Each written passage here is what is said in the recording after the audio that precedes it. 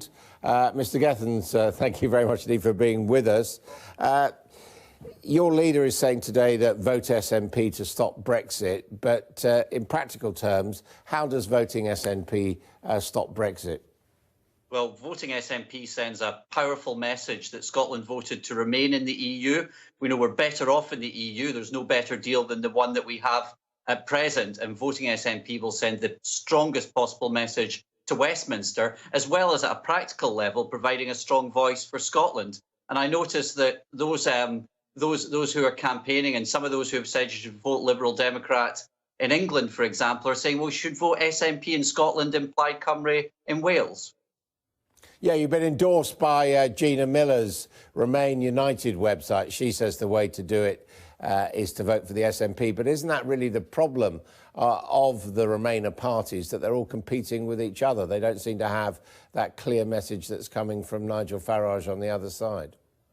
Not really. Look, if you think that Brexit means that we have a Nigel Farage-style UK, and actually some of us think it does, then that makes it all the more important that you vote for pro-Remain parties, and that strong message that we're getting from people, you should vote for the SNP in Scotland. I have to say, this is not the country that I want to see in the future in terms of this Nigel Farage-style Brexit, and I hope it's something that people will be voting against. Now, the SNP's got a strong track record in Brussels, got a strong track record in areas like climate change, educational opportunities, creating opportunities for our young people, but that relies on staying in the European Union. And in Scotland, people have been voting SNP and are often turning to the SNP as well, given that strong voice that we've had in opposition to Brexit. If the UK does end up leaving the European Union, is the SNP pledging to take Scotland back in? Well, of course. I mean, we want to see Scotland as part of the European Union. The people of Scotland voted to remain in the EU. Now, we think it's perfectly reasonable for people in Scotland to do what they voted for. They voted to remain in the European Union. And look, Adam, this isn't just about constitutional differences. We know from the UK government's own analysis that makes us poorer and takes away opportunities from our young people if we step outside. No, I mean, but it is quite important. Are you saying that in the event of Scottish independence and the SNP being in government, that you would seek to rejoin the European Union without a referendum of the Scottish people? What I've said is well, we haven't left the European Union. This is critically important. We have not left the European Union, and I want us to remain. And incidentally, Adam, I want the whole of the UK to remain in the EU, but I'm not going to sit here and force our decisions in Scotland on the rest of the UK. I understand that, but I was asking you a simple question, which is if Scotland, as part of the UK, ends up out of the European Union, and if Scotland then gets independence, Scotland will be an independent nation.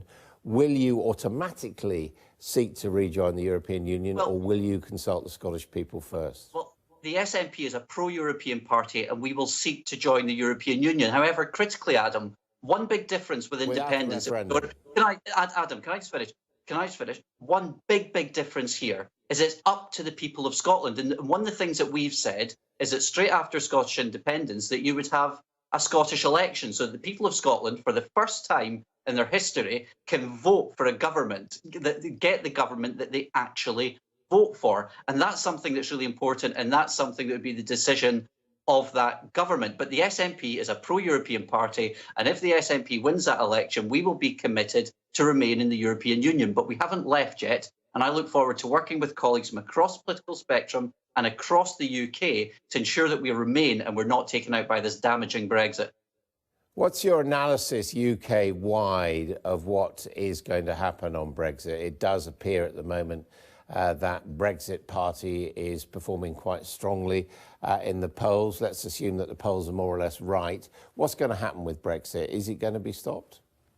Well, first of all, I think we've always been able to put a stop to that. Remember, the UKIP have never even saved their parliamentary deposit in Scotland. So I think you need to stand up to the kind of isolationism that has been proposed by the Brexit Party. But frankly, the kind of isolationism that was also being proposed by the Conservative.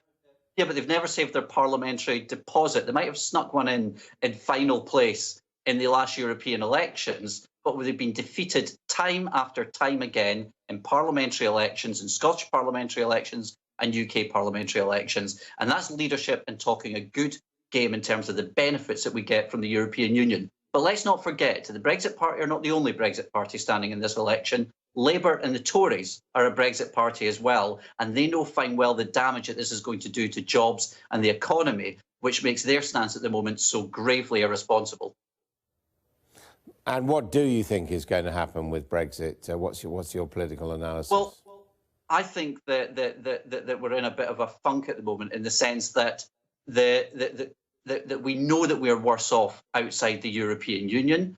I think Tories and Labour are trying to promise all things to all people. I think people need to be clear. The SNP wants to remain in the European Union. I don't even know if the Labour Party want to remain in the European Union as well, but at the moment they're pursuing a Tory Brexit policy and trying to facilitate it. As one of their shadow cabinet ministers said the other day, they're trying to bail the Tories out. That's not good enough when folks' jobs are on the line. Stephen Gethins, thank you very much indeed for joining us from Scotland there. Thanks, Adam. Well, a former